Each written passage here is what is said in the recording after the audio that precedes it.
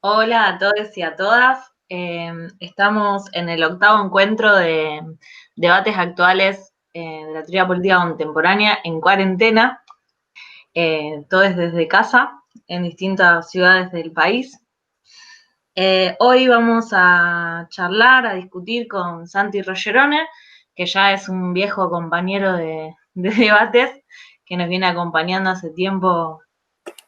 Y el año pasado estuvo en la Jornada Mar del Plata en el eje de feminismo y estuvimos discutiendo sobre teoría crítica, feminismos, marxismos. Es autor del libro Alguien dijo crisis del marxismo, que sacó el 2018, 2018 por la editorial Prometeo Libros. En esta ocasión nos trae un tema para debatir con un texto que se titula Del centro a la periferia, la teoría crítica de la sociedad y la realidad latinoamericana. Así que bueno, Santi, tenés esos 20, 25 minutos y después debatimos. Bueno, nada, primero y principal, muchísimas gracias por la invitación.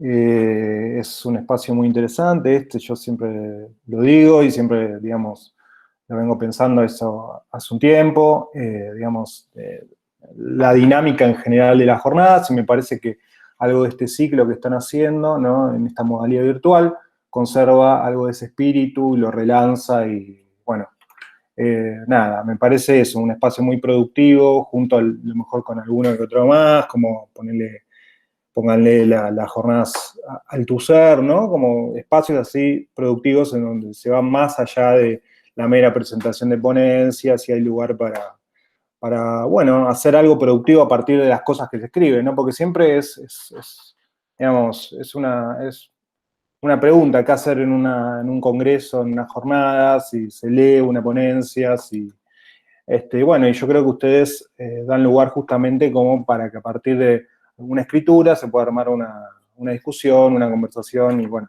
eso siempre es estimulante.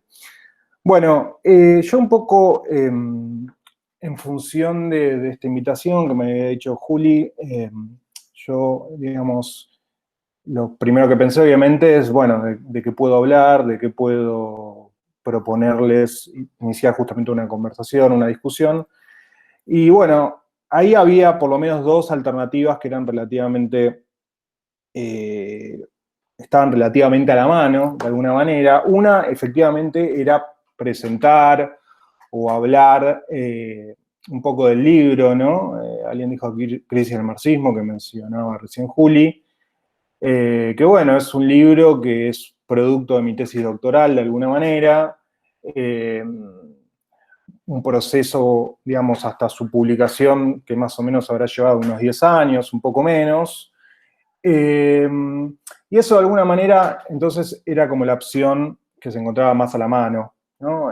Presentarles los propósitos de algo de ese trabajo, lo que hice ahí, los objetivos, los resultados a los que llegué, etcétera, etcétera, etcétera. Pero bueno, dado que de alguna manera eso en un punto quedó viejo, ¿no? Como decía Juli, el libro apareció hace ya casi un poco más de 2 años. Me parecía que lo mejor era evitar o eludir esa opción. Después, otra alternativa que se me había ocurrido, que me seducía bastante más, era hablarles de un nuevo libro que, bueno, si todo sale bien en este contexto tan singular, ¿no? Obviamente que toca, bueno, a la propia dinámica de los eventos académicos y no académicos, obviamente, y bueno, al mundo de las publicaciones, digo, en este contexto, si todo sale bien, en unos meses va a salir publicado, que bueno, el título de ese libro es Venir después, notas y conjeturas generacionales, y justamente lo que trato de hacer ahí es como una especie de reflexión generacional, digamos, tomando algo del problema, la cuestión de las generaciones, y cifrándolo o tratándolo de pensar un poco a raíz de mi propia experiencia generacional. Y esto un poco venía de la mano de que me parece que en los últimos 4 o 5 años ha habido muchos intentos en ese sentido de llevar adelante una reflexión generacional. Yo creo que algo de todo eso se dio de la manera más interesante para mí en el sello 40 Ríos, a distintos tipos de, bueno, de intervenciones que se dieron en ese sello. Pero bueno, yo lo que notaba ahí, leyendo muchas de esas contribuciones, es que justamente ese diálogo o ese balance generacional un poco que se daba y que obedece en un punto, obviamente, ¿no?, a algo de la derrota electoral del kirchnerismo, el triunfo del macrismo, algo de todo ese contexto, se daba o era llevado adelante ese balance por una generación que no es la mía, es un punto de la generación que me precede, y me interesaba a mí ahí, bueno, pensar esa diferencia, ¿no?, entre mi generación, que de alguna manera viene después que esa. Yo creo, bueno, hay varias hipótesis, fundamentalmente hay, digamos, tiene que ver con algo, una exploración en relación al 2001, el protagonismo político, intelectual, ¿no?, bueno, los que vinieron, de alguna manera, los que vienen antes que yo, bueno, llevaron adelante, ¿no?, o tuvieron durante esa época y a partir de ese acontecimiento, si se quiere, y bueno, me interesaba pensar la diferencia, los hiatos con una generación que vino después de eso, ¿no? Entonces, esa era la otra opción, hablarles, que en definitiva, bueno, lo estoy haciendo un poco ahora, pero la otra opción que se me había ocurrido era, bueno, les puedo hablar de este libro, de este ensayo, ¿no?, que va a aparecer prontamente si todo sale bien, como les decía. Pero bueno, esa opción tampoco me convencía del todo, porque justamente no está publicado, y bueno, me parecía que el contexto más propicio para hacerlo tal vez era otro, donde, bueno, por lo menos, o el libro estuviera circulando, o hubieran aparecido algunas intervenciones mías más en ese sentido. Entonces, la tercera opción, que es finalmente por la que me terminé inclinando, es, bueno, les pasé este paper, ¿no?, que es un capítulo del libro que va a aparecer, digamos, supuestamente también, ¿no?, en un libro próximamente, que es un poco sobre teoría crítica y el estado de excepción en Argentina y Brasil, algo de eso es el título. Digamos, y tiene que ver, obviamente, con el periodo en que nosotros, digamos, de alguna manera nos encontramos en los años inmediatamente anteriores y en un diálogo con algo de la experiencia actual brasileña, ¿no? A través de una perspectiva teórico-crítica. Se me ocurrió entonces eso, hacer llegar ese texto y tratar de iniciar una conversación, una discusión a partir de algo de lo que yo traté de hacer ahí. Y entonces yo, como título de esta intervención que estoy tratando de hacer ahora, se me ocurrió a Juli decirle que, bueno, iba a hablar de la teoría crítica y la periferia, ¿no? Tratando de, si se quiere, problematizar algo de esos dos conceptos, ¿no? En el sentido bueno, de tomarlos en su mayor amplitud posible, ¿no? Porque a mí me gusta pensarlos a ambos, si se quiere, incluso en un sentido nominalista, ¿no? Principalmente eso lo hice y lo vengo haciendo con la idea de teoría crítica, ¿no? Pensarla, bueno, obviamente con la tradición, ¿no?, de la Escuela de Frankfurt, pensarla ahí, pero pensarla también más allá de esa tradición y, de hecho, pensar al marxismo en cuanto tal, a los marxismos en cuanto tal, como una teoría crítica de la modernidad capitalista, podríamos decir, como una crítica radical del estado de cosas existente. Y decía en toda su amplitud, porque un poco yo trabajo, por lo menos vengo trabajando con la idea de que se puede ser marxista de muchísimas maneras, en tanto en cuanto haya fidelidad a ese propósito, a ese objetivo general de la crítica, y alrededor de ese propósito, digamos, se pueden articular o estructurar una serie de proyectos u objetivos específicos, podríamos decir, de la más diferente naturaleza, ¿no? Entonces, esa es un poco la hipótesis de trabajo con la que yo, un poco la que me vengo valiendo en los últimos años para pensar algo del marxismo, de la teoría crítica en particular. Y lo mismo, si se quiere, se podría decir con la idea de periferia, ¿no? Porque, bueno, inmediatamente lo que viene a la mano, o digamos, lo que viene a la cabeza con el término periferia, por lo menos para nosotros, me parece, en nuestra condición de latinoamericanos, argentinos, etcétera, esas determinaciones, es obviamente, bueno, el par centro-periferia, ¿no es cierto?, acuñado por Prebisch, ¿no?, en algo del contexto de la CEPAL, y bueno, de la mano de eso, obviamente, las cuestiones del desarrollo, de la dependencia, ¿no?, sobre las que tanto se ha dicho a partir de los 60. Entonces, pero bueno, digamos, esa es un poco la lectura, me parece que a nosotros nos viene más a la mano con esa idea de periferia, ¿no? Yo, digamos, un poco teniendo eso en cuenta, pero tratando de ir más allá de eso, en definitiva, lo que traté de hacer un poco en esa ponencia, perdón, en ese texto, en ese capítulo del libro, es, bueno, pensar la periferia de alguna manera más, como les decía, más allá de eso. Entonces partía de un texto de Honneth, ¿no?, de Axel Honneth, que bueno, supongo que muchos de ustedes lo deben conocer, director por muchos años del Instituto de Frankfurt, en el que, bueno, es un viejo texto de los 80, en el que de hecho el título en alemán es Del centro a la periferia, en el que él, bueno, reconocía, digamos, un círculo interno, ¿no?, de la tradición de la teoría crítica, ahora sí, estrictamente hablando, la frankfurtiana, bueno, obviamente con Adorno y Horkheimer ahí como representantes clave, ¿no?, de ese círculo interior, y alrededor, o digamos, en los márgenes, o conformando, de hecho, un círculo externo o exterior, bueno, él veía, digamos, ahí ubicaba una serie de pensadores próximos, obviamente, a Adorno y Horkheimer, como, bueno, Franz Neumann, Otto Kirchheimer, lo pone a Erich Fromm ahí incluso, él también, e incluso también él, bueno, en primera instancia lo coloca al propio Habermas ahí, ¿no?, como un pensador del círculo externo de la teoría crítica. Bueno, y esta operación de lectura que él hace, ¿no?, identificar un círculo interno o, digamos, íntimo, ¿no?, y uno externo, él lo hace justamente, y siguiendo Habermas además, ¿no?, esto es importante porque Habermas mismo en el tomo 2 de la teoría de la acción comunicativa, digamos, sugiere esto por primera vez, ¿no?, la existencia de un círculo interior y un círculo exterior, central y otro periférico.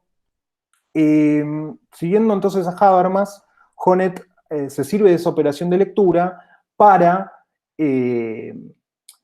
digamos, sostener o proponer la hipótesis de que si la teoría crítica hubiera dado mayor atención a las contribuciones de ese círculo externo, hubiera habido más lugar para eso, hubiera sido posible rebasar o, digamos, superar los problemas que él diagnostica que tiene la tradición de la teoría crítica, particularmente Adorno y Horkheimer, que básicamente, a su entender, tiene que ver con el funcionalismo, con el economicismo incluso, ¿no?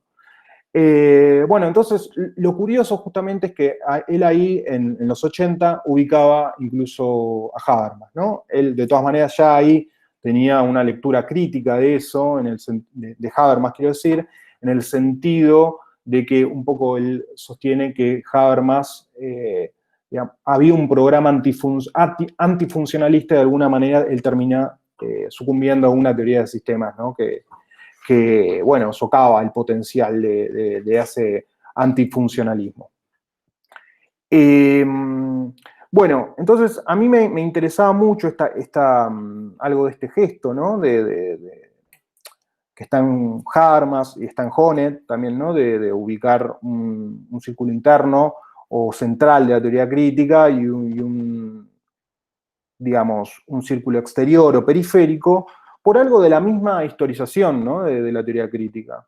Porque en definitiva, algo de todo esto que está ahí en ese texto y un poco de lo que les estoy hablando, les estoy tratando de presentar ahora, un poco constituye, y por eso, si se quiere, me incliné por esta opción, ¿no?, de hablar de esto acá con ustedes, constituye, digamos, reflexiones así muy embrionarias, programáticas que estoy teniendo, que se suponen que son las cosas que debería hacer para CONICET, que, digamos, las cosas que le digo a CONICET que voy a hacer, digamos, por lo menos en los próximos años.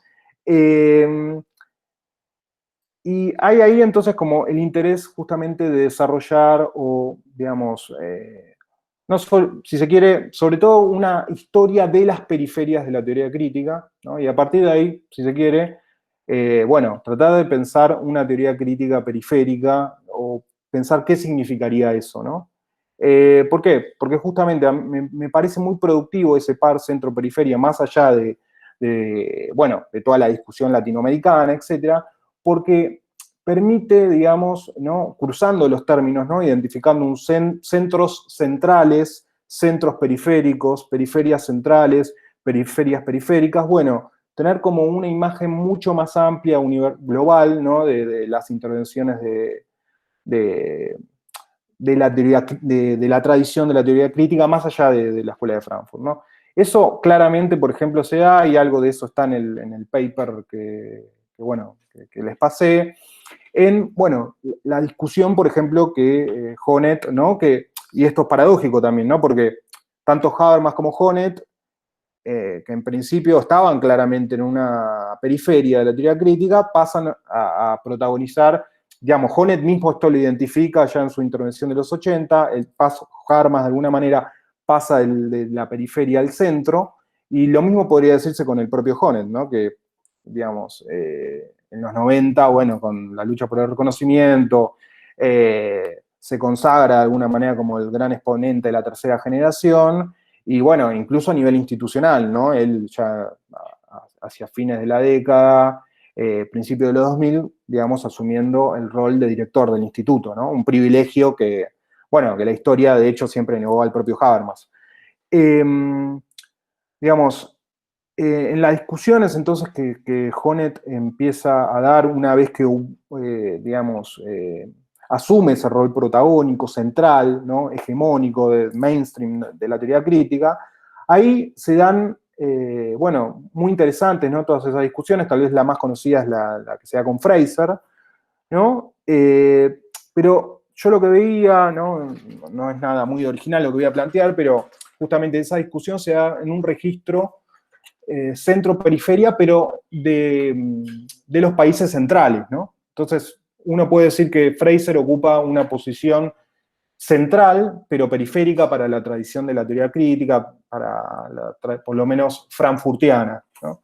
Entonces, algo de esas discusiones siempre se dieron en ese registro, ¿no? Digamos, yo creo que con algo del protagonismo que empieza a asumir Honneth, hay como una apertura, ¿no? Que de alguna manera se viene gestando desde años previos, ¿no? Por parte de la teoría crítica, para traspasar las fronteras germanas, ¿no? Toda la recepción que se da en el mundo anglosajón es muy fuerte ya en los 60, 70, lo propio uno podría decir con nuestras realidades, ¿no? Latinoamericanas, ¿no? Que hay todo un proceso de recepción en ese sentido, pero digamos, ese proceso si se quiere, de apertura o de la teoría crítica, digamos, me parece que tiene un condimento muy fuerte, por lo menos en lo que hace a los debates, a las discusiones, en que ese protagonismo de esas discusiones son de autores que piensan en los países centrales, a partir de los países centrales y para los países centrales. Entonces, surgía la pregunta ahí, ante todo eso, que en última instancia es una pregunta que tiene que ver con algo de la lectura, ¿no? De qué hacemos nosotros en nuestra condición de latinoamericanos, argentinos, como les decía, etcétera, etcétera, etcétera, cuando leemos textos o lo que sea, que son producidos, en otras realidades, para otras realidades, interpelados por otras realidades que no tienen que ver estrictamente con nosotros, o sí, pero bueno, hay un desfasaje ahí que es constitutivo, ¿no? En relación a esos ejercicios de apropiación de lectura. Entonces, a mí me interesaba eso en vistas, si se quiere, de recuperar, ¿no? Distintas escenas de una historia de la teoría crítica, no solo en la periferia, sino de la periferia, ¿no? Digamos, una historia periférica y de las periferias de la teoría crítica, ¿no? Y bueno, Fraser, en ese sentido, por ejemplo, entraría, claro, uno lo podría hacer, entrar en ese esquema, como les decía, en el sentido de, una contribución que es central, pero periférica a la vez, ¿no? Y así con esos pares se puede operar justamente identificando periferias centrales y periferias periféricas también, ¿no? Digamos, ya que, algunos de ustedes son rosarinos, a mí, por ejemplo, me interpela y siempre me pareció muy interesante el ejercicio de lectura, ¿no? Por ejemplo, de Laura Sotelo, ¿no? Que de todos estos años, que ella hizo, ¿no? Además poniendo en pie un centro de teoría crítica, recuperando algo de la figura de Weil, ¿no? Que es muy interesante de por sí, traduciendo y pensando, digamos, publicando, digamos, ¿no? Y bueno, ahí justamente eso sería, si se quiere, una periferia periférica, ¿no? A diferencia de lo que se puede hacer, por ejemplo, en Buenos Aires, ¿no? Y en ese sentido, bueno, hay todo, como les decía, ¿no? Hay toda una tradición, si se quiere, en este país por algo de estas preguntas, ¿no? Obviamente algo de la experiencia de pasado y presente, su propia localización en Córdoba, en algo de esa periferia, pensando algo de todo esto, ¿no? Me refiero a la cuestión, al problema de la lectura, de la recepción, de la publicación, de la difusión. Y entonces, un poco, digamos, lo que acompañaba, o algo del espíritu de ese texto, más allá de la mera cuestión de poner a hablar a Honneth con, Fraser, reconstruir algo de todo ese debate, reconstruir algo de todo el debate. No es tanto un debate, pero es más como un diálogo fructífero que se da con Boltanski. Digamos, poner ahí también, lo que hago yo es pensar conjuntamente con Boltanski la intervención de Wolfgang Streeck y con la de Fraser, la de Enzo Traverso. Digamos, en diferentes registros, ¿no? Pero puntualmente yendo a Fraser, digamos, para acotarlo ahí, en el sentido, de pensar algo de la productividad que pueden tener cierta terminología o ciertos, incluso argumentos, ¿no? Ciertas ideas, para pensar, nuestras propias condiciones, ¿no? En las que nos constituimos subjetiva y políticamente, ¿no? Entonces, ahí, por ejemplo, a mí, en ese texto, un poco lo que hago hacia el final, pensando algo de eso, en esa, digamos, retomando esa pregunta, hasta qué punto es productivo o nos es útil a nosotros, digamos, recuperar algo de todo ese herramental heurístico, ¿no? Desarrollado por Fraser, para pensar nuestras realidades. Y puntualmente me meto ahí con Bolsonaro, ¿no? En el sentido de que, ella proponía, esta idea de populismo reaccionario, populismo progresista, de derecha, de izquierdas, ¿no? La intención, entonces, un poco con eso, era ver hasta qué punto eso nos sirve a nosotros para, digamos, poder tematizar nuestras propias realidades. Y un poco la conclusión, en definitiva, era que ahí había un hiato insalvable, ¿no? En el sentido de que, esa idea de populismo reaccionario, ¿no? Digamos que, o incluso la de posfascismo, ¿no? Que elabora Traverso, digamos, no encajan, ¿no? Ahí justamente volviendo a Aricó, si se quiere, ¿no? Pensar esta cuestión del desencuentro, la idea del desencuentro con América Latina, digamos, no son suficientes, pueden ser estimulantes, útiles, servir, pero no bastan. Un poco, en definitiva, es eso un poco el ejercicio que yo hago en el trabajo, un poco las conclusiones a las que llego. Lo mismo les decía con la idea de posfascismo de Traverso. Nada, eso, son conceptos, en definitiva, elaborados, digamos, para pensar en definitiva, que se encuentran interpelados por algo de las realidades del norte y que cuando lo llevamos acá para pensar algo del orden, las prácticas en las que nosotros estamos insertos, necesariamente siempre hay algo que sobra o que no encaja o que falta. Bueno, en definitiva de lo que se trataría un poco es habitar algo de esa incomodidad, de aquello que no encaja, que hace síntoma, que no cuaja, que se resiste a cuajar. Porque bueno, incluso, y eso en Fraser misma, ¿no? Que incluso es como aquella que tiene, yo diría, hay como un cierto gesto así universalista mucho más fuerte, por lo menos, que Habermas y Honneth, ¿no? Que están mucho más enfrascados en algo de las realidades del norte. Eso me parece que se da, ¿no? Y que persiste, ¿no? Algo, como les decía, ¿no? La idea de populismo reaccionario para pensar a Bolsonaro no sirve, la idea de incluso el híbrido de un neoliberalismo reaccionario que ella asigna a Trump tampoco basta. Y entonces, en definitiva, esto también responde o es del índole de lo programático, de lo que se trata, en definitiva, sin abjurar de todas esas tradiciones, de todas este legado, lo que en definitiva se trataría es de, hablar o elaborar los conceptos, las teorías, etcétera, que, nos sirvan a nosotros para pensar justamente en nuestras realidades, pero además, hacer una contribución periférica para pensar, digamos, algo de las propias realidades de los centros también, ¿no?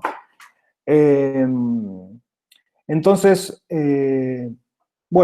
un poco el texto, digamos, respondía a algo de todas estas preocupaciones, de todas estas intenciones que, como les decía, son muy programáticas y que están atravesadas por esto, ¿no? Por pensar distintas escenas periféricas de la teoría crítica que van más allá de estos debates que puede haber con Boltanski, que puede haber con Fraser por parte de Honneth, sino que otras escenas, ¿no? Que a mí me resultan muy interesantes, como, lo que dejó, por ejemplo, el paso de Adorno, Horkheimer, etcétera, por los Estados Unidos, ¿no? Digamos, en el plano, si se quiere, de la sociología, ¿no? Pensando en Charles Wright Mills, ¿no? En Alvin Goldner, etcétera, ¿no? Pensar la misma, como les decía, en un poco, en un diálogo ahí con el legado de Laura, ¿no? Pensar lo que fue la figura de Felix Weil, ¿no? En ese sentido también es muy interesante. Ha habido, ¿no? Durante los últimos años, yo creo que a partir de la Feria de Frankfurt del 2010, ¿no? En la que, se firmó una especie de convenio, no sé si se acuerdan, o una intención de convenio con el instituto, que hubo no sé si la recordarán, una especie de conferencia de prensa que estaba Cristina y estaba Honneth. Bueno, a partir de ahí hubo toda una serie de nuevas atenciones prestadas, ¿no? La figura de Weil, ¿no? Pensaba en Laura, pero pensaba, en el libro de Mario Rapaport, ¿no? Que Bolchevique de Salón, ¿no? La edición que se hace por primera vez del libro de Weil, El Enigma Argentino. Bueno, nada, un poco de algo de todo esto es lo que vengo pensando y en el contexto general un poco en el que se ubica algo de este texto. Entonces, nada, yo un poco me interrumpiría acá, si a ustedes les parece, para continuar un poco como ustedes dispongan. Algo de esta conversación, pero un poco la intención en definitiva era plantear algo de todos estos problemas e intereses que me vienen, digamos, a través de los que vengo elaborando en el último tiempo y que, como les decía, ¿no? La intención es también poder profundizar, así que nada, súper agradecido de la conversación, diálogo que podamos tener a partir de eso.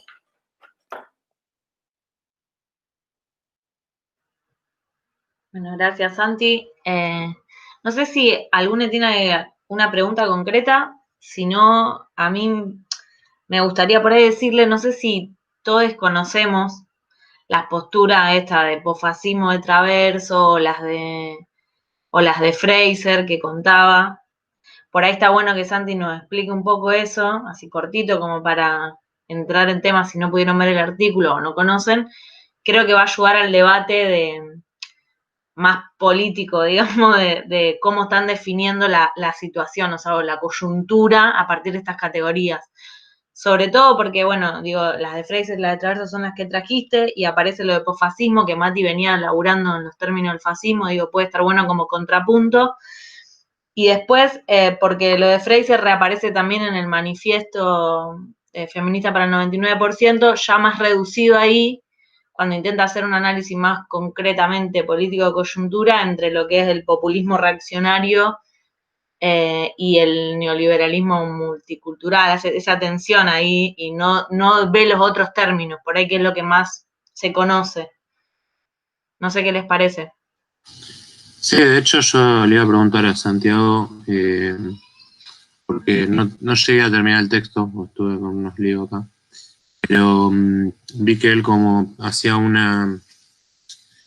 igual que lo que ahora oralmente, digamos, como diciendo, bueno, las categorías de posfascismo, de populismo reaccionario, de neoliberalismo reaccionario, no estarían dando cuenta adecuadamente de liderazgos como los de Trump o Bolsonaro. Entonces, bueno, también quería saber qué categorías le parecían más pertinentes o si habías pensado alguna en particular de tu propia creación, qué sé yo, pero en cualquier caso, digamos, ver bien también hay cuáles son los límites que encontrás en esas caracterizaciones y qué te parecería o qué forma de pensar esos fenómenos te parece más pertinente.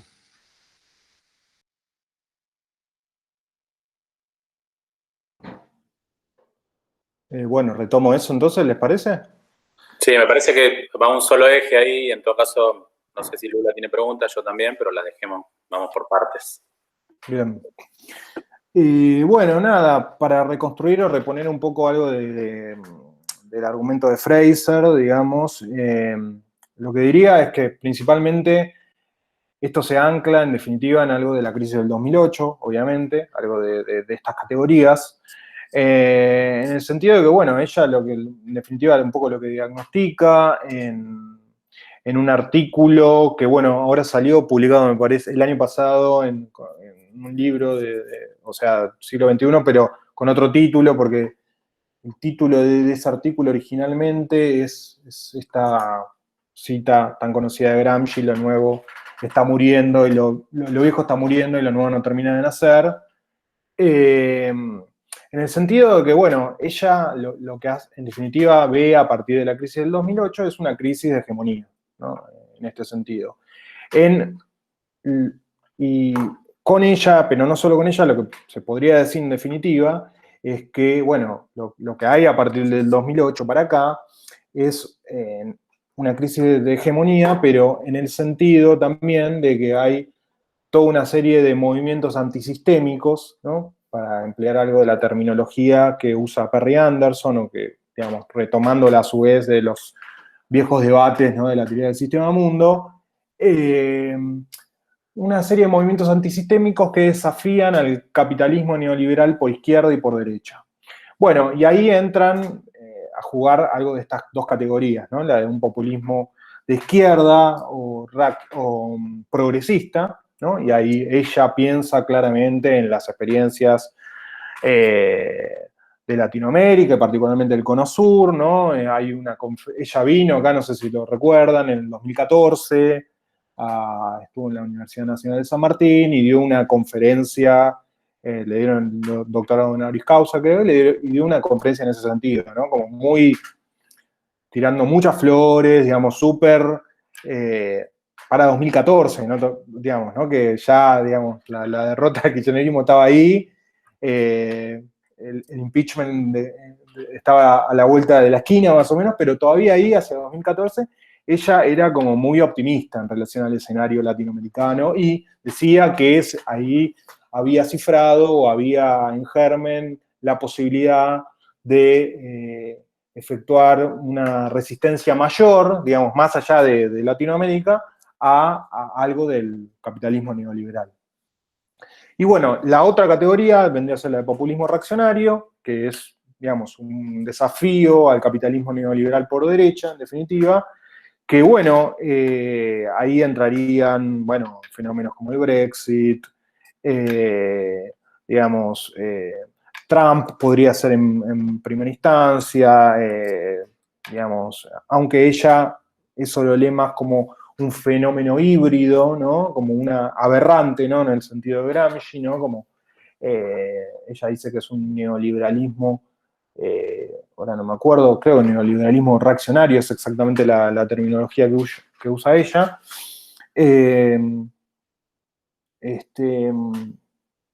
Me entró la duda. Pero bueno, y algo en definitiva me parece que en términos muy generales, ¿no? Algo de la terminología de Traverso, ¿no? El posfascismo, de alguna manera responde a algo de esto mismo, ¿no? De estas mismas coordenadas, ¿no? Del escenario coyuntural, ¿no? Que se habla a partir del 2008. Nada, a mí, si se quiere, a mí me parece un poco más interesante la idea de posfascismo. Ahí particularmente lo que está es el problema de que, bueno, él, Traverso, la emplea mucho, o la acuña pensando en, bueno, en algo de las elecciones francesas, ¿no? En que terminó ganando Macron, en el Brexit, Trump incluso, ¿no? Y bueno, en cuando se la lleva acá para Latinoamérica es, bueno, más complejo, ¿no? Lo mismo de alguna manera con la idea de populismo reaccionario. En ese sentido, a mí justamente me interesaba mucho, eso lo tomo ahí en el artículo, la lectura. No leí el libro completo, pero la lectura un poco que hizo Perry Anderson luego del triunfo, ¿no? de Bolsonaro. Y bueno, y ahí, digamos, él va descartando todas las, digamos, se hace estas preguntas, ¿no? ¿Qué es Bolsonaro? ¿Es un fascista? Digamos, y en ese sentido, a mí, por ejemplo, con la de posfascismo me parecía, obviamente, que no encajaba en el sentido de que lo que hay para Traverso en los posfascismos es, él tiene esta idea de sucedáneo, ¿no? De aquello que viene después de, ¿no? En el sentido ahora digamos, no me acuerdo de los matices del argumento, ¿no? Pero en definitiva un poco la idea vendría a ser que eso no encajaba. También está toda la cuestión de la islamofobia, ¿no? Que para él es muy importante y obviamente acá no tenemos estrictamente esos mismos problemas, son distintos, entonces me parecía que esa categoría tampoco era del todo útil.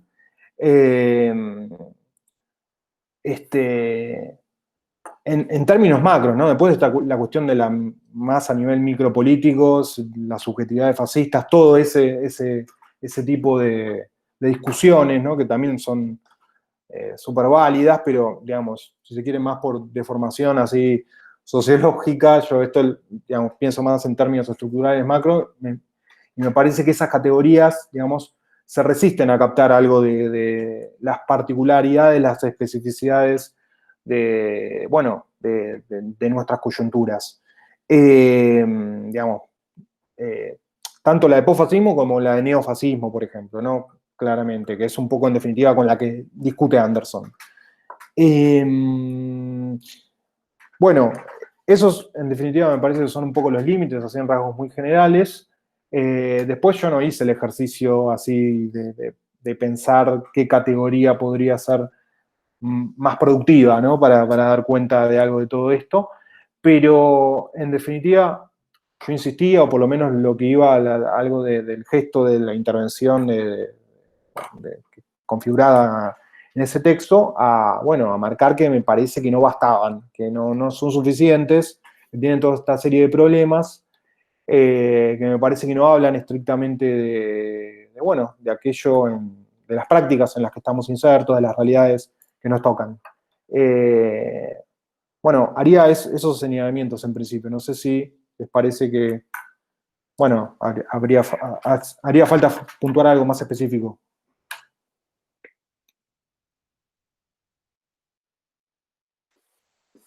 No sé, Mati y Julia, que estaban como interesados. Está bueno por ahí que Mati, no sé si tiene alguna, porque su presentación en el marco de este mismo ciclo giró también en torno a esas mismas categorías, ¿no? De posfascismo, neofascismo, discutiendo la misma noción de fascismo, su sentido histórico, su sentido político.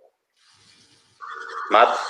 A ver, no, justamente te iba a preguntar también, cuando vos recién hablabas, si justamente, digamos, en cuanto a categoría de análisis social, el fascismo puede ser utilizado para entender experiencias latinoamericanas, cosa que me parece que, por lo que venía diciendo, no estaría siendo el caso. Digo, atendiendo la especificidad histórica también de lo que fue el fascismo en Europa, digamos, más allá de los movimientos neofascistas que pudo haber habido en América, me parece que no tuvieron una materialización, digamos, a nivel político estatal, como sí sucedió en gran parte de Europa en el periodo entre guerras. Pero bueno, también es como que, o sea, la pregunta con la que yo intervine fue si se podía hablar de un momento fascista del neoliberalismo, y entraba un poco esto, ¿no? Esta idea de posfascismo transverso, y cómo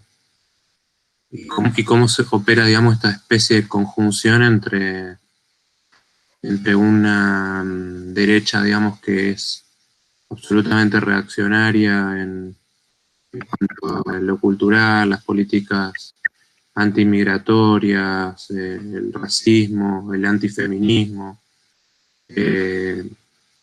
digamos, la afirmación, digamos, explícita del machismo incluso, ¿no? Y el combate a la ideología de género, y combinado con todo ese poder desterritorializador del neoliberalismo, digamos, en su faceta económica, ¿no? De radicalización de las lógicas competencialistas, libre mercadistas, financieras, etc., ¿no? De ahí, digamos, que justamente, como vos decís, quizás las categorías de populismo reaccionario, populismo progresista, populismo de derecha y populismo de izquierda, también es como que pierden un poco su especificidad, ¿no? Es como que tu próximo libro debería llamarse ¿Quién dijo populismo?, ¿no? ¿Quién dijo Cristian Marx? Porque sí, porque todo es populismo hoy, digamos, ¿no? O sea, incluso, digo, para rebatir ese argumento, Chantal Mouffe saca un libro hablando de populismo, ¿no? Entonces, nada, me parece que está bueno pensar con otras categorías. Por eso digo, por eso te preguntaba también a vos con qué, digamos, si tenías si habías pensado conceptos que te permitan como pensar más específicamente fenómenos como el de Bolsonaro, porque por ahí son como indicativos de lo que puede llegar a ser una corriente político-ideológica, político-cultural en Latinoamérica, si bien quizás también es uno de los liderazgos que más se deterioró frente a este contexto de gestión de la pandemia, ¿no? Por ahí, a contrario sensu de lo que pasó con Trump, que a pesar de haber sido un desastre en la gestión, digamos, de la epidemia, no parece haberse resentido tan fuertemente su liderazgo. Con Bolsonaro sí parece que hay como que ha perdido un caudal, digamos, de apoyo muy importante. Pero bueno, nada, son también todas especulaciones. Lo que sí me parece interesante, digamos, es justamente pensar que esta nueva derecha no es un fenómeno meramente coyuntural, sino que quizás en ese impasse que vos señalás, en esa especie de crisis orgánica que creo que mencionás en algún momento, que se da a partir del 2008 y que creo que se va a ver agravada con todo este contexto de crisis mucho más fuerte actual del capitalismo. Digo, esta puede ser sin duda una de las salidas más reaccionarias a la crisis, ¿no? La que ya estamos viviendo en algunos de los países de Latinoamérica, de Norteamérica, de Europa, incluso de Asia. No, seguro, sí. A ver, digamos, a nivel de, como decía, ¿no? De, si se quiere, de una discusión en torno a las micropolíticas, en torno a las subjetividades, digamos, me parece que un término como fascismo, digamos, sirve, nos interpela, es productivo, etc. Pero después, en torno a las caracterizaciones coyunturales, más del orden de lo macro, ¿no? Más de un diagnóstico de fases del capitalismo, etcétera, como lo queramos pensar, me parece que ahí sobre todo es donde se dan los problemas, los déficits, digamos, esas cosas que no encajan, que hacen ruido, digamos, y ahí sobre todo, digamos, por ejemplo, algo de la lectura, recuperando nuevamente algo de la lectura que hace Anderson luego del triunfo de Bolsonaro, él decía esto que me parece que es, bueno, súper pertinente, ¿no? De que, bueno, a diferencia de lo que sucede con las nuevas derechas en Europa, etcétera, bueno, Bolsonaro, el fenómeno que personifica a Bolsonaro es distinto, porque no está esa cosa de lo que se perdió, ¿no? Digamos, el haber sido un imperio, digamos, ¿no? El haber tenido colonias, etcétera, y ahora tener que lidiar con, inmigrantes, ¿no? Ni siquiera está ese problema de la inmigración como problema, ¿no? Entre comillas, no existe en Brasil. Entonces, esos términos de vuelta, ¿no? Posfascismo, populismo reaccionario, a nivel de vuelta de lo macro, no sirven. Sí sirven, reitero, para, bueno, pensar el plano de la subjetividad, incluso a nivel más de consignista, ¿no? De las intervenciones políticas, ¿no? Ahí, bueno, perfecto, yo compro, digamos, ¿no? Sí, Bolsonaro es un facho, no tengo problema en decir eso. Pero, bueno, eso tiene sus límites, me parece. Bueno, y en definitiva, a lo que apuntaba algo de ese artículo era, bueno, no, esto hasta acá llegamos, hay que pensar, bueno, las categorías, los conceptos, etcétera, que nos sirvan para pensar nuestras propias realidades y con eso, digamos, a través de ese gesto, bueno, hacer una contribución a pensar realidades más amplias que nos superan. Digamos, de vuelta, ¿no? No jurando o no renunciando a ligados, como puede ser el de la teoría crítica, sin dejar no bajar las banderas de un diálogo así, digamos, universalista, en el sentido de no hacer lugar a ningún tipo de provincialismo, pero me parece que hay que insistir en eso, digamos, ¿no? Bueno, hay que elaborar otro tipo de conceptos que sean más productivos. Yo la verdad que ese ejercicio no lo hice, digamos, no tengo mucho que aportar en ese sentido. ¿Qué concepto nos sirve más para pensar esto? Es un ejercicio, me parece, una tarea que está por hacer, digamos, ¿no? Sin que de alguna manera nos lleve puesto la coyuntura. Esa es la otra cuestión, digamos, también, ¿no? Que cómo las cosas van quedando viejas por algo de la precipitación de los acontecimientos, de la aceleración de los tiempos, etcétera, digamos, ¿no? En el medio de todo esto, de Bolsonaro, qué sé yo, pasó la pandemia, pasó Chile, etcétera, y eso también es el problema que tiene, ¿no? Algo sobre todo la teoría política, ¿no? Con la sociología pasa, pero de otra manera, me parece, sobre todo en relación a algo de esto, ¿no? De las categorías que encuentra discursos, etcétera.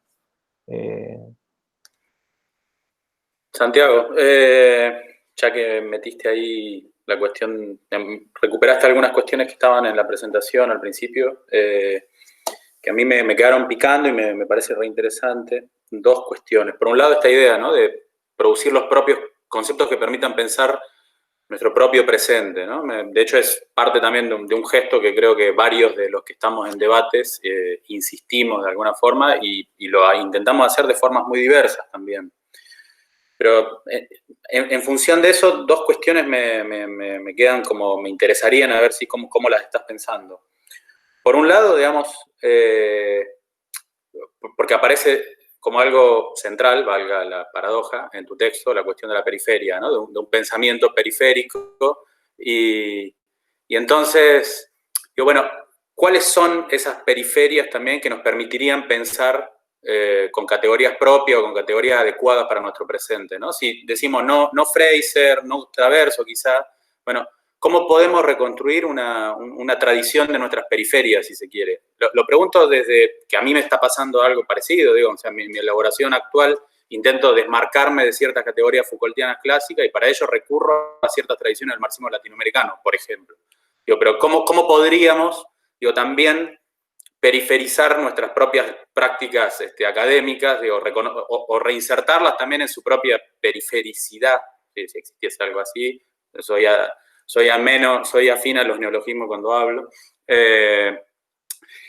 Eso por un lado, si lo estás pensando, si tenés idea, digo, ¿cómo pensar un pensamiento crítico o una teoría crítica en su carácter periférico, más allá de Frankfurt, digamos, y si es algo que a vos te interesa? Y en función de eso mismo, y algo que no estaba en el texto, pero por la introducción que hiciste, que marcaste, digo, una posibilidad de trabajo era la cuestión de la generación, y me vuelve a pasar exactamente lo mismo. O sea, porque de hecho también es algo, digamos, la periferia, si se quiere, por un lado tiene como una distancia geográfica, ¿no? Una distancia geopolítica, pero también hay una distancia temporal con la escuela de Frankfurt, ¿no? Incluso con la cuarta, ¿no? Incluso con esa supuesta cuarta ola o momento de la escuela de Frankfurt, cuarta generación. Digo, nuestra generación, y suponiendo que habría algo así, ¿no? Dándolo, por supuesto, vamos a leer tu libro y vamos a enterarnos bien por dónde va. Pero ¿qué herramientas todavía son legables de la teoría crítica frankfurtiana, digamos? Y si te parece que es un rasgo importante de nuestra generación, porque yo tengo la sensación más bien contraria, ¿no? Que incluso 40 Ríos, por ejemplo, digo, en esa generación, el elemento frankfurtiano es todavía mucho más fuerte y me parece que hay como una generación que más afecta a los micropoderes y a las subjetividades, como le decías vos recién, que quizás es más la nuestra que una generación marcada por Frankfurt. Nada, eso. Como más amplio lo mío. Bueno, buenísimo las cosas que surgieron, tan bárbaras. Bueno, voy primero por lo último, si se quiere, que es lo que más me interpela en este momento, tal vez. Digamos, yo ese pasaje, sobre todo más que de Frankfurt, está totalmente presente, pero a mí me interesaba más pensarlo ese pasaje, ¿no? Como un pasaje o un desplazamiento que supone ir desde Althusser a Fischer, ¿no? A Mark Fisher. Eso es algo que trabajo ahí en el libro, ¿no? Un apartado se llama así, de Althusser a Fischer. Pero bueno, tranquilamente ahí podría entrar Frankfurt, sí, totalmente, en el sentido de que, bueno, me parece que en esos autores, ¿no? En la escuela de Frankfurt, así en términos muy genéricos, pensando en Adorno y Horkheimer, sobre todo, Adorno, Benjamin, si se quiere también, en Althusser, etcétera, que también forman parte, ¿no? de esa constelación así más amplia que se ha dado en llamar marxismo occidental, digamos, o un marxismo crítico, ¿no? O, digamos, marxismos no ortodoxos, etcétera. Le podemos dar múltiples determinaciones a todo eso. Bueno, nada, efectivamente hay un pasaje, me parece ahí, que se podría poner en los términos de esto mismo, ¿no? Que vos decías, de la cuestión de los micropoderes, etcétera, a la que me refería antes, o ciertas sensibilidades que van en ese sentido, digamos, sensibilidades teóricas, en eso estoy pensando, pero a mí lo que me interesaba de ese pasaje, ¿no? Pensándolos también a los dos como, bueno, nada, algo de sus propias biografías, ¿no? Althusser, alguien que cometió un femicidio, Fischer, alguien que terminó suicidándose. me parece que dan cuenta justamente de algo de eso, de las propias, marcas o estructura de sentimientos, podríamos decir con Thompson, qué sé yo, de nuestros propios gestos generacionales, ¿no? Entonces, yo puntualmente lo que hago ahí es demarco en ese libro lo que vendría a ser la generación de Leukovics, digo por un lado, y que es la generación, digamos, es el autor que a mí me interesa pensar como representante de una generación anterior que nos precede y, aquellos que vinimos después de todo eso, aquellos que vinimos después del 2001, que no vivimos los 90 de la misma manera, etc. Y me parece que ahí hay de fondo operando, bueno, sí, eso, una sensibilidad o un apego mucho mayor con ese tipo de lecturas. Y bueno, y dice mucho eso, ¿no? Algo de pensando en 40 Ríos, pero pensando también en la colección Futuros Próximos de Caja Negra, digamos, esa escena teórica habla, me parece, de nosotros. Está toda, yo eso también lo pienso como un pasaje de la melancolía a la depresión, digamos, ¿no? En el sentido de la depresión como aquello en donde hay sobrepujado, ¿no? El afecto de la melancolía de alguna manera está sobrepujado, es aquello que viene de la depresión, vendría a ser aquello que viene después de la melancolía, donde ya no está más las dimensiones románticas y productivas que puede tener lo melancólico. Y en efecto, bueno, esos autores me parece, esas tradiciones, ¿no? La tradición de la Escuela de Frankfurt, me parece que en definitiva no hablan tanto de nosotros. Entonces, por ejemplo, a mí Honeth me interesa, digamos, leí toda su obra más o menos hasta ahora, por lo menos prácticamente todo lo que está en castellano, hice ese ejercicio en la tesis, leyendo también varias cosas sueltas en inglés y en alemán. Pero bueno, sí, no solo, efectivamente, no solamente hay una distancia geográfica o de realidad coyuntural, sino también hay mucho más, ¿no? Porque él efectivamente ni siquiera es parte de esa generación, digamos, de la generación que nos antecede inmediatamente, sino de una previa. Es un boomer, como se diría ahora, ¿no? Mientras que entonces, bueno, sí, en definitiva, un poco mi interés pasa por algo del orden de estas distancias, ¿no? De qué quiere decir algo de todo eso. Después, cuáles son las periferias o, bueno, si se quiere, las generaciones que a mí particularmente me interesan. Bueno, eso tampoco tengo una respuesta así definida, ¿no? Yo estoy más como en un momento de exploración, de apertura y viendo por dónde voy. Bueno, me estoy desapegando de todo esto, de esto que fue la tesis y qué sé yo, y que se publicó. Nada, algo de este trabajo, en definitiva, de este libro, responde justamente a eso, a algo de ese pasaje o ese momento de corrimiento y de exploración de otras cosas. Así que, bueno, diría eso en principio, ¿no?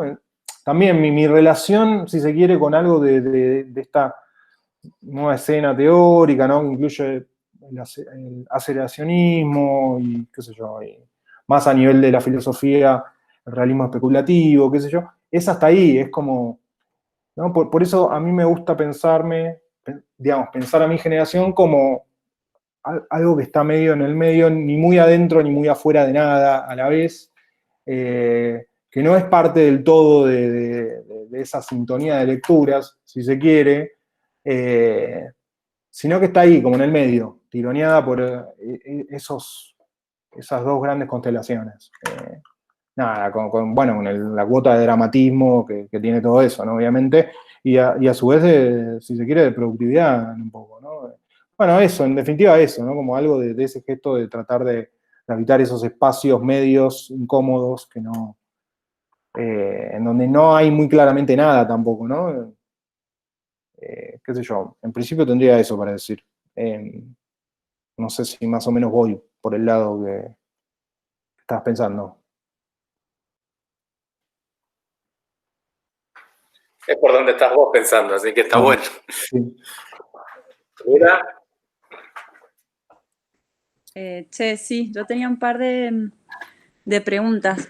Una, yo no sé si no terminé de encontrarlo del todo en el texto, Santi, o que yo estaba como muy marcada por un mismo problema que yo había estado intentando rastrear ahí en su momento.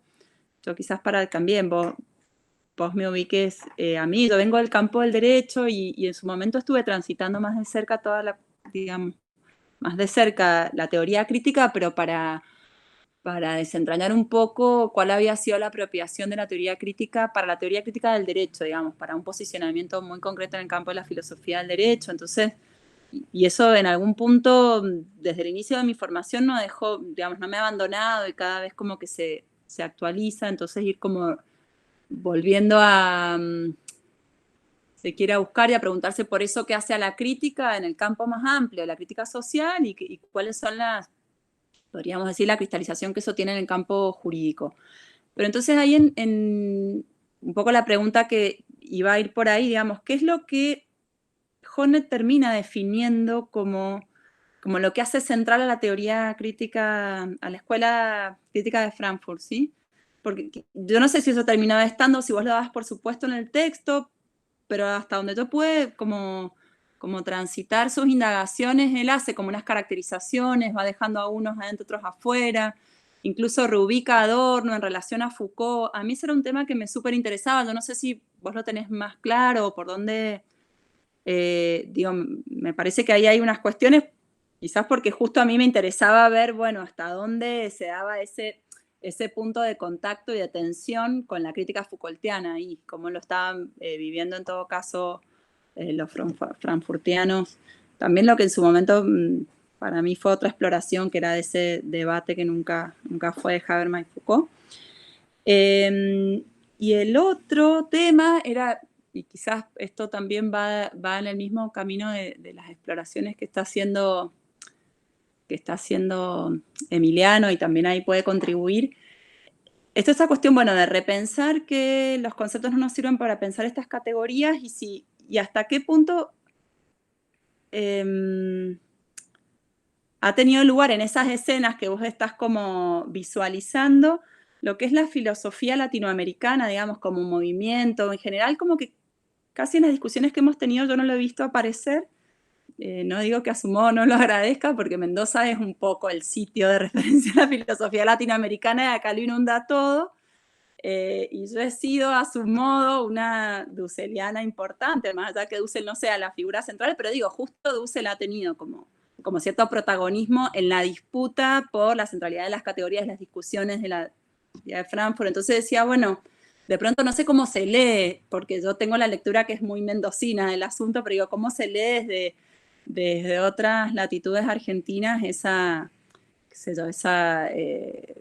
protagonismo, ¿no? de esos pensadores? Porque en un punto las preguntas son las mismas. Digo, yo los escucho diciendo con cierta carga de esto es lo que hay que hacer, o por acá va, de pensar esto, bueno, estas categorías no nos sirven para pensar nuestros problemas o los problemas que son los nuestros. Digo, casi yo hace 30 años que venimos escuchando eso como posibilidad para pensar en el campo de la filosofía en Mendoza. Entonces un poco eso, como ubicar qué lugar había tenido la filosofía latinoamericana, de liberación ahí, en las cuestiones que ustedes vienen trabajando. Bueno, eso. Bueno, respondo sobre todo lo primero, que es un poco lo que tengo más armado. Lo otro es obviamente un signo de pregunta para mí en el sentido justamente de un posible lugar de exploración, ¿no? Es algo que conozco menos, no. Digamos, yo la única referencia ahí que tengo, digamos, que conozco más y por eso mencionaba, es, bueno, teoría de dependencia, ese tipo de debates, ¿no? El mismo par, centro-periferia, etcétera. Pero sí, efectivamente, tiene que ser un lugar de exploración, por lo menos para poder,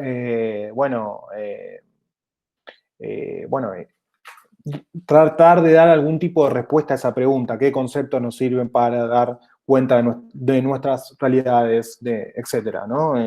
Nada, sí, yo por ahí no exploré demasiado. Bueno, en relación a lo otro, a Honneth, a Foucault, a esto que vos planteabas en relación a tu lectura, por tus preocupaciones que tienen que ver un poco con el derecho, etcétera. Bueno, decir ahí que, digamos, algo de todo ese ejercicio de lectura, un poco que yo presentaba, ¿no? Que hace Honneth de la tradición de la Escuela de Frankfurt, en el sentido de, bueno, ubicar, como les decía, un centro y una periferia. Él, bueno, ahí efectivamente con eso está haciendo una operación, está demarcándose primero de Adorno y de Horkheimer claramente, y en segundo lugar lo va a hacer luego con Habermas. Y la estrategia para hacer eso en realidad va más allá de eso en el sentido de que él, bueno, de hecho su tesis doctoral es un contrapunto entre Adorno y Horkheimer y Foucault. Después le va a añadir unos capítulos sobre Habermas y lo va a publicar finalmente como Crítica del Poder. Pero inicialmente su idea era, que es algo muy presente en los 80 digamos, en Alemania, de, bueno, prestar atención a Francia. ¿Qué está pasando en Francia? Lo hacen varios, digamos, ¿no? Adorno mismo en algún momento había tenido ese gesto, esa intención de haber dado un curso sobre Lévi-Strauss y Lacan. Dice, nunca lo hizo, nunca llegó a hacerlo, pero lo tenía como en su agenda de preocupaciones. Leía mucho a Durkheim, ¿no? Por lo demás.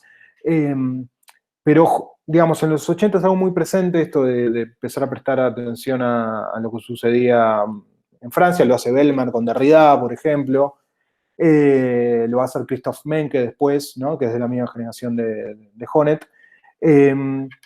Y, digamos, inicialmente un poco a lo que su lectura va, la lectura en relación a Foucault, es que en Foucault efectivamente, están aquellos elementos para poder superar ese funcionalismo de la Escuela de Frankfurt, pero él después termina viendo, sobre todo en función de su lectura del tomo 1 de la historia de la sexualidad y de Vigilar y Castigar, que bueno, sucumbe a los mismos problemas que sucumbe Habermas en otro lenguaje, ¿no? En un lenguaje más del orden de, lo pone no recuerdo ahora exactamente de qué terminología usa, pero dice que sucumbe a los mismos problemas, digamos, no en los términos de una teoría de sistemas, pero sucumba a esos mismos problemas que no le permiten rebasar el funcionalismo, ¿no? Digamos, de la Escuela de Frankfurt original, por decirlo así. Entonces, en definitiva, estas operaciones que él hace de demarcación, ¿no? Del círculo interior frankfurtiano original, de Habermas e incluso de Foucault, le van a llevar a la posibilidad de, bueno, establecer su propio programa de discusiones, ¿no? Que en definitiva va a ser a lo que va a apuntar su lectura de Hegel, del joven Hegel de Iena, digamos, ¿no? Y su apuesta por una teoría normativa del reconocimiento, ¿no? Y ahí, bueno, es interesante, de hecho, el lugar que él le da a la esfera del derecho, ¿no? Si se quiere, ¿no? Como él, leyendo sobre todo a esto, ¿no? El joven Hegel de Iena, distingue tres planos así fundamentales. Uno vendría a ser el del amor y las relaciones personales. Otro, aquel que, digamos, que tiene lugar a nivel del derecho. Y otro, finalmente, es el plano de la solidaridad o el de la valoración social. Bueno, son tres esferas grandes del reconocimiento, de alguna manera para él, esos planos. Después va a ser un ejercicio de prolongación institucional, ¿no? De esas esferas recognoscitivas hacia, digamos, sus últimos trabajos, ¿no? El derecho de la libertad, su lectura sobre la tradición del socialismo, etcétera, apuntan a hacer, digamos, más una propuesta del orden menos filosófico, más política, si se quiere, en el sentido de bueno, establecer una suerte de proyecto político. Entonces hay todo como una demarcación institucionalista de esas esferas, o una prolongación, mejor dicho. Bueno, eso un poco en cuanto a lo que preguntabas de Foucault, etc. Después, nuevamente, ¿no? Digamos, en relación a lo que yo puedo decir sobre la utilidad de la filosofía latinoamericana, Dussel, como vos mencionabas, pero no es porque, no, sospecho, tenga la hipótesis de que eso no sirve, sino simplemente porque no conozco demasiado. Muy poco conozco lo elemental. Pero bueno, sí, efectivamente es un camino válido de exploración totalmente. Es también, lo único que me generaría ahí desconfianza es también lo que, bueno, es el gesto justamente contrario a, bueno, esto no nos sirve, bueno, prestemos atención a lo nuestro. Digamos, es como que tengo si se quiere, que es algo más del orden del, bueno, de una cierta reacción, bueno, de como que eso nos lleve a caer en el provincialismo, ¿no? Como decía antes. Pero bueno, es un prejuicio, ¿no? Nuevamente. Pero sí, nada, es un camino válido y de exploración, que bueno, donde podemos encontrar respuestas, efectivamente, ¿no? Eso.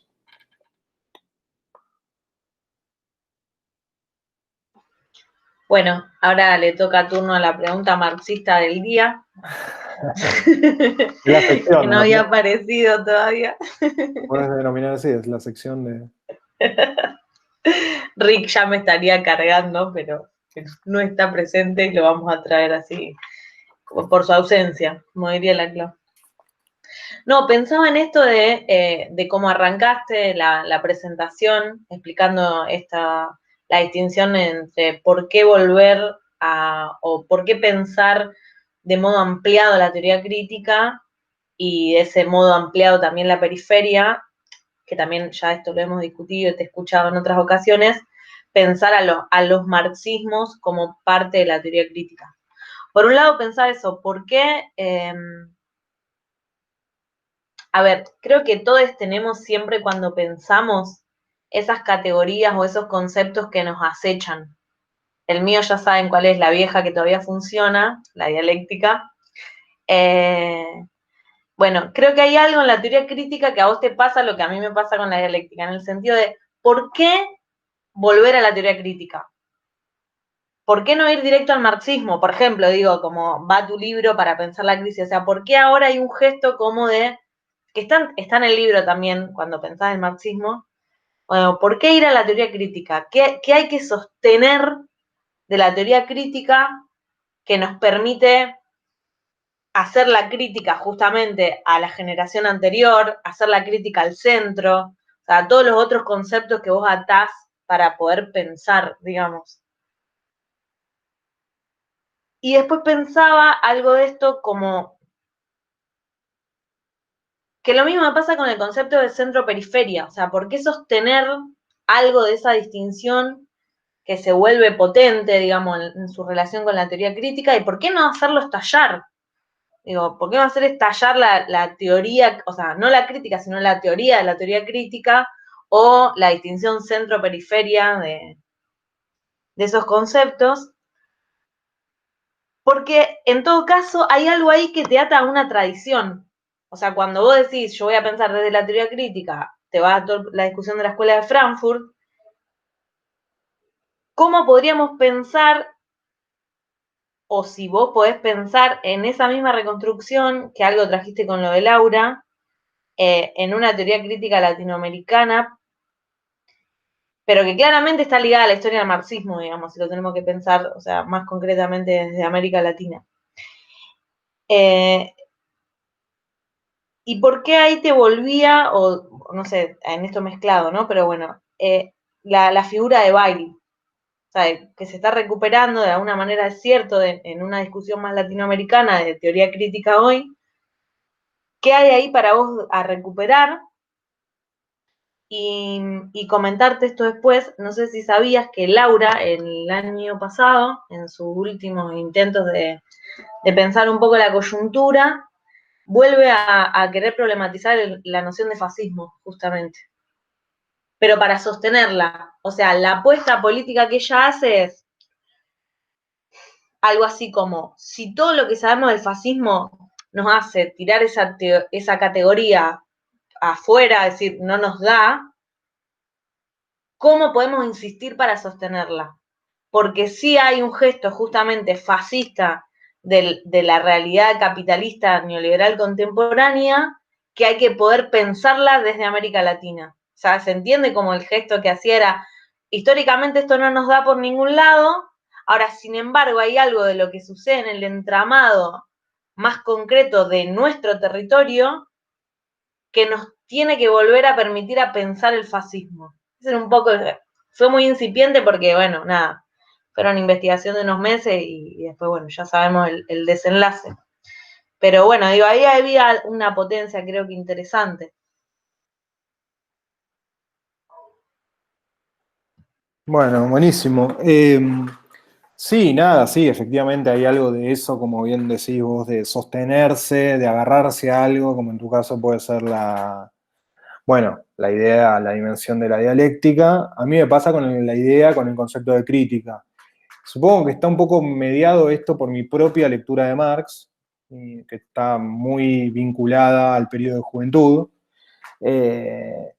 Digamos, nada, y para mí es imposible pensar al marxismo por fuera de la dimensión de la crítica, ¿no? Del proyecto de una crítica radical del estado de cosas existente, como él un poco lo formula así tempranamente, en su correspondencia con Arnold Ruge, luego en la ideología alemana, etc. Y bueno, nada, tengo una lectura del Capital, pero así mucho más intuitiva y de otra manera. Entonces, está efectivamente mi no abandono de la teoría crítica, si lo querés decir así, está vinculado con algo de eso, sí, efectivamente, con algo del propio recorrido que uno de los propios recorridos que uno hace, de las trayectorias, de lecturas, etcétera, donde te llevan. Ahora, la pregunta de por qué hay que sostenerse, por qué no hacer estallar, ¿no? Como decías, me lo decías con la distinción centro-periferia, que por otro lado, confieso hoy también que hay, ¿por qué ese interés por esa distinción? Que, bueno, obedece también a esto, ¿no? Que les decía de un cierto proceso de periferización de la teoría crítica. En la propia Alemania, también esto no lo mencioné, pero es importante, en la propia Alemania, porque es como que cada vez se produce más por fuera del instituto, más por fuera de Frankfurt, ¿no? Está Berlín con Rael Jaeggi, está, bueno, Iena, el nuevo director se supone, del instituto, es Lesenich, y es un tipo que presta atención a América Latina. Digamos, ¿por qué no deshacerse de ese tipo de conceptos, ¿no? La idea de crítica, la idea de periferia, ¿por qué insistir en esos? Bueno, supongo, la primera respuesta que tendría es esto, ¿no? Es porque es nuestro canon, digamos, es mi canon, es la tradición de alguna manera en la que me reconozco, que habito. Bueno, en todo caso, se trata de aproximarse hacia otras cuestiones, pero de ahí, siempre situadamente, me parece. Nada, bueno, por lo demás, buenísimo esto que decís de Laura, no me conocías. Sí, estuve leyendo las últimas cosas que publicó, digamos, con la edición del libro que sacaron ahí con la toma. Pero bueno, está bueno, nada, para pensar eso. Digamos, como ese ejercicio de apostar, digamos, ¿no? O insistir en esa noción. No sé si más o menos, en definitiva es eso, supongo, algo de lo que me ata a las tradiciones, a estos nombres, a estos problemas, bueno, tiene que ver con las propias trayectorias, eso, ¿no? No sé, me cuesta despegarme así nomás. Eso podría apuntar en principio. No sé si te parece que da para explorar por algún otro lado más, a dónde ibas.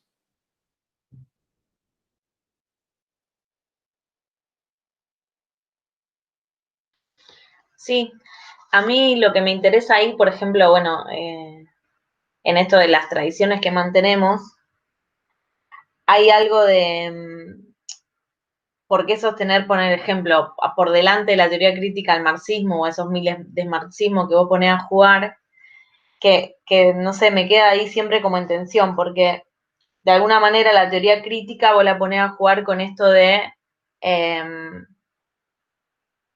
hacer una crítica a lo existente, ¿no? Ese lugar pero ese lugar es el comunismo también. y ahí aparece como la pata más estratégica del marxismo, que de alguna manera, en la teoría crítica, si querés, es donde eso está más borrado. O sea, la pata político-estratégica organizada, o sea, todo lo que tiene ese lío ahí adentro, que es lo organizativo, no sé, acá en Argentina pensar el peronismo, digo, hacerse cargo de ese gran problema que fue para el marxismo o no, o juntarse, o que te tilden de peronista, depende de qué marxismo habitas. Pero digo eso, o sea, a mí me parece que es un poco también a donde iba por ahí la pregunta de Mati, muy en otro sentido, pero cuando te decía, bueno, ¿y vos con qué categorías pensarías esto? Creo que ahí, cuando logramos empezar a ver lo complejo de todo el lío de categorías que hacemos para poder pensar una coyuntura, un momento, una etapa, o como lo queramos pensar, nos devuelve siempre a una pregunta estratégica. Por eso es tan difícil caracterizar los momentos, digamos. Y nos es más fácil a todos, por los campos disciplinares en los que estamos, porque CONICET y la Sarasa, hacer más un diagnóstico que una apuesta, digamos. No sé si se entiende, a mí por eso me acecha la pregunta marxista siempre ahí, en ese sentido de, bueno, todo bien con el diagnóstico, pero el diagnóstico no puede estar separado, eso sería como mi problema dialéctico, de la estrategia o sea, de cómo pienso la estrategia, porque el diagnóstico justamente tiene que ver con la estrategia. No, bueno, sí, totalmente. A ver, digamos, yo algo de la teoría crítica, la tradición de la teoría crítica, Honneth, si querés, yendo más particularmente a lo que leí mucho durante los últimos años, lo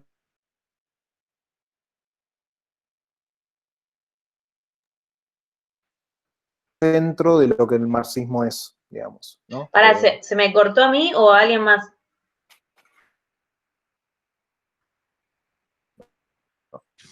A mí también se me hizo un... Sí, y justo quedó lo que el marxismo es y no se sabía qué era. Sí, de hecho ahí, no sé si está, ahí está.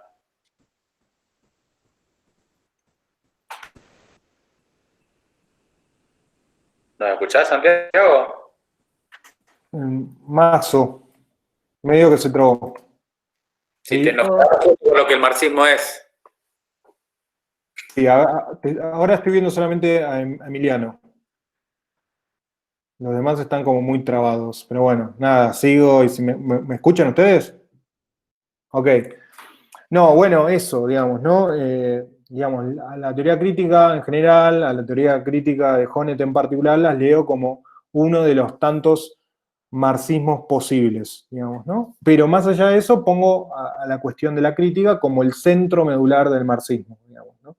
Y sí, efectivamente, eso me parece que das en el clavo, Juli, obedece a una cierta lectura o un entendimiento con el marxismo, una cierta forma de ser marxista que tiene que ver más con el diagnóstico que con, bueno, vos lo ponías en los términos de la estrategia, ¿no? Un pensamiento estratégico, pero bueno, es eso, ¿no? Es un poco algo por lo menos, mi relación con el marxismo siempre fue esa, un marxista, digamos, un marxismo sin partido, un marxismo sin militancia, digamos, orgánica, digamos, convencional que lo acompañara. Es un poco la tuya también, por otro lado, pero bueno, nada, vos tenés también otra historia ahí.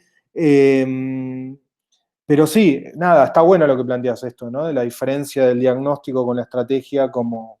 y bueno, sí, la crítica ahí es, si se quiere, el elemento medular de eso, ¿no? Entonces, yo siempre es como que hago insistencia en eso, si se quiere, pero supongo que en definitiva tiene que ver con un poco algo de todas estas cosas, ¿no?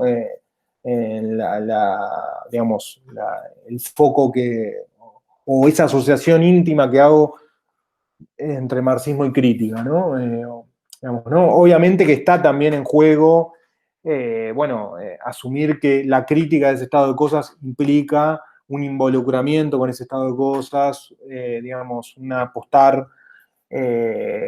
digamos, en términos de tomar cartas en eso que es criticado y apostar por su supresión y superación, ¿no? Por eso que es objeto de crítica. Pero bueno, sí, totalmente, estoy súper de acuerdo.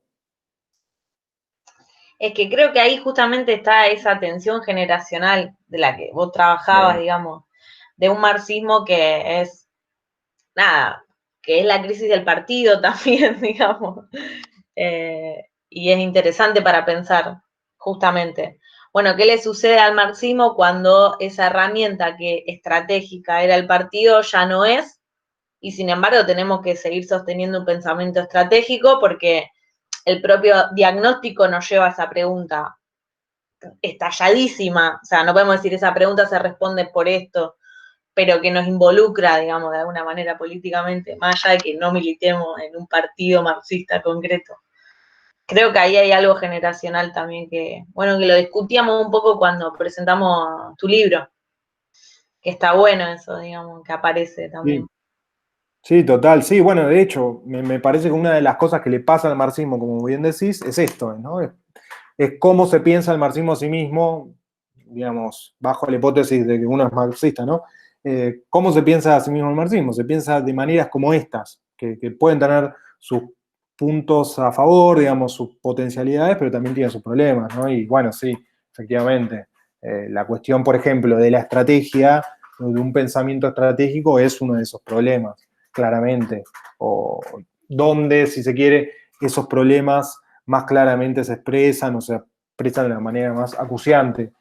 Pero sí, totalmente, sí, es eso, es cómo se piensa el marxismo a sí mismo, en definitiva, luego bueno, de un estallido, luego de algo que explotó en múltiples sentidos, ¿no? Yo lo pensaba también esto con el 2001, por ejemplo, Sí. pero bueno, nos podemos ir a 1989-91, Pero efectivamente. ahí iba al 2001, porque creo que el 2001 es el parteaguas de nuestra generación, como vos decías, en este sentido, porque también en lo que fue la nueva izquierda, ¿no? Todo el surgimiento de esa nueva izquierda que muestra la crisis del marxismo latinoamericana en particular, más allá de la general que analizamos, pero que después también muestra o sea, cómo va cambiando, un poco discutíamos con Sachi esto el otro día, va cambiando su relación con el peronismo también, digamos, y hoy un gran sector de esa nueva izquierda es kirchnerista o albertista incluso. Por acá en Rosario pasa mucho eso discutíamos, de cómo se dan bien más ese proceso, que no es igual a nivel nacional, claramente, que me parece interesante para pensar cómo cambian los análisis, o sea, justamente el diagnóstico que estamos haciendo de la situación para poder pensar qué estrategia nos damos, ¿no? Y a qué resultado nos lleva eso. Creo que ahí hay algo que está bueno para pensar, vinculado a esto de cómo pensar los conceptos. ¿Por qué no nos cierra lo de populismo reaccionario? ¿Por qué no nos cierra lo de, ¿no? O sea, como volver a ese gesto de cómo pensarnos. Pero Sí, bueno, sí, no es bueno, algo que sí. tengo saldado. No, yo creo que nadie de nosotros lo tiene saldado. Y sí, bueno, eso, ese itinerario, diste en el clavo y también me parece que es muy paradigmático eso, ¿no? El itinerario de la nueva izquierda, de la llamada nueva izquierda, es muy sintomático de todo ese proceso. Nada, a mí me interesaba pensarlo eso, esto lo pongo ahí en lo que escribí. Me interesa la figura de la defección más que de la derrota, ¿no?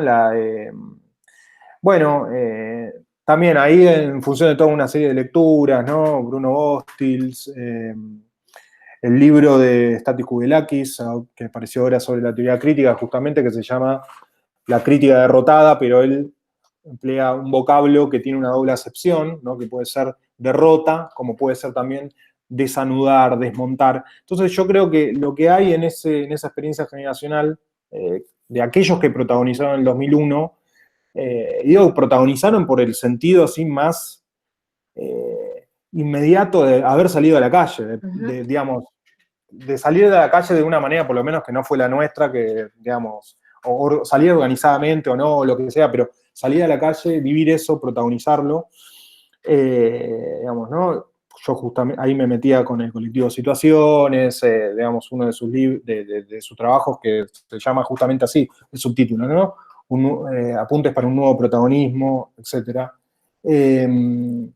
Bueno, lo que hay ahí me parece, en algo de toda esa generación, es eso, es como digamos, sin moralizar, tampoco me interesa eso, ¿no? Pero más que una derrota, que es lo que experimentó la generación previa, digamos, en un sentido dramático incluso, como dijo Kirchner, ¿no? Una generación que dejó todo, digamos, ¿no? En su discurso del 2003, ¿no? Que puso todo y dejó todo, ¿no?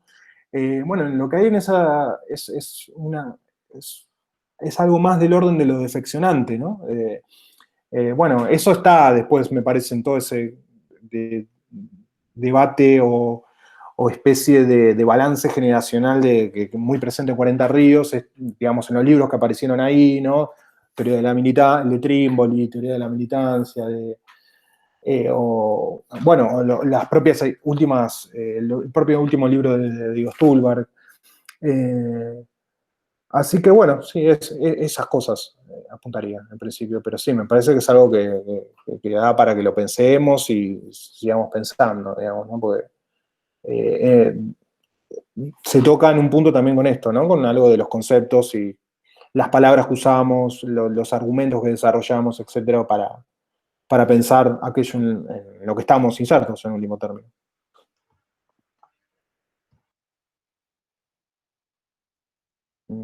No te escucho. Te pusiste en silencio, Julis. Ahí estoy, ya volví. El marxismo me deja silenciosa. No, digo que está buenísimo y que me parece que es algo para seguir pensando generacionalmente. Y ¿alguien quiere comentar alguna cosa más? No sé, Lula, Mati, Eremi, para cerrar. Ya estamos en medio en tiempo. O Santi mismo, o quien quiera, digamos.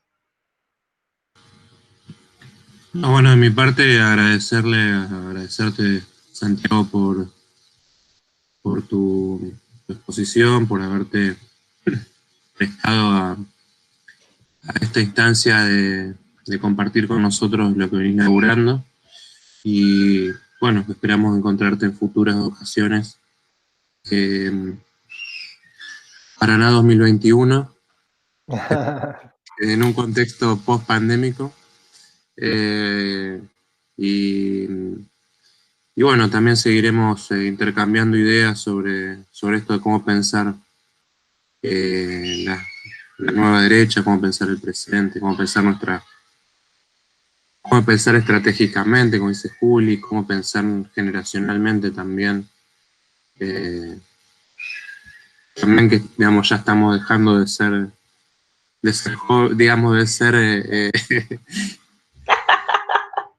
¿no? Ya apareció Seidel. Estamos pasando para el otro lado. Ya estamos en el... Más cerca del arpa que de la guitarra, diría. Empezamos a hablar de generación, yo no quiero decir nada. Sí. Muchas gracias. Bueno, no, nuevamente, gracias a ustedes por el espacio. Reiterar eso, que me parece que está buenísimo.